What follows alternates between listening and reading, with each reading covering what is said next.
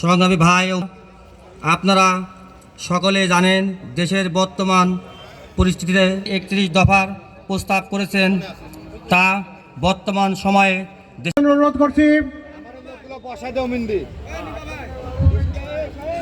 ঈশ্বরদী ৮ নম্বর word যুব দলের সাংগঠনিক সম্পাদক। বিসমিল্লাহির রহমানির রহিম।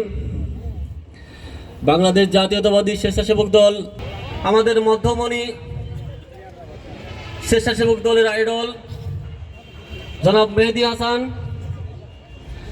এখানে বেশি এই 31 দফা আমাদের মানুষের মধ্যে আমাদের একমাত্র দায়িত্ব, এই বলে আমি আমার বক্তব্য।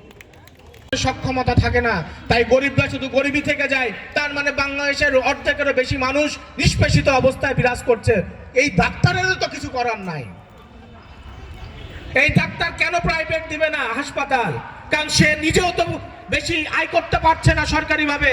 এই সরকারি খাতে আপনাদের জানা থাকা দরকার 1% সামান্য একটু বেশি, সামান্য বেশি স্বাস্থ্য খাতে ব্যয় করা হয়।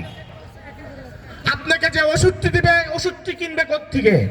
আপনার যে চিকিৎসা দিবে, আপনার যে টেস্ট করবে হাসপাতালে, সেই চিকিৎসার ওই টেস্টের জায়গা পাবে কোথায়? মেশিন পাবে কোথায়? যদিও বা 2-1টা মেশিন কোনো হাসপাতালে থেকে থাকে, সেটা নষ্ট হলে মেরামত করার অর্থ নাই।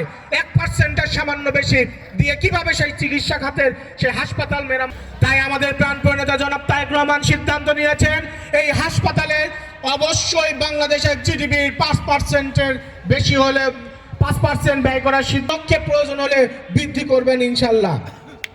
পড়াইতে হবে, না হলে আমার সন্তান পাস করবে না।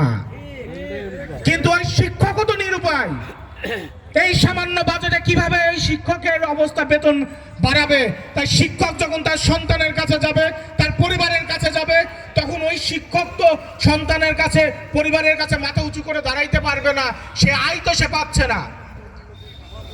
তাহলে একটা ভুল সিদ্ধান্ত, মাঠের ধান শেষ। সেজন্য করবেন বীমা সিস্টেমটা কি আপনারা খেয়াল করে দেখুন। আজ বড় লোক যারা আছে, টাকাওয়ালা যারা আছে, ভালো ব্যবসায়িক যারা আছে, তারা তার ব্যবসা খাতে বীমা করে, তার গাড়ি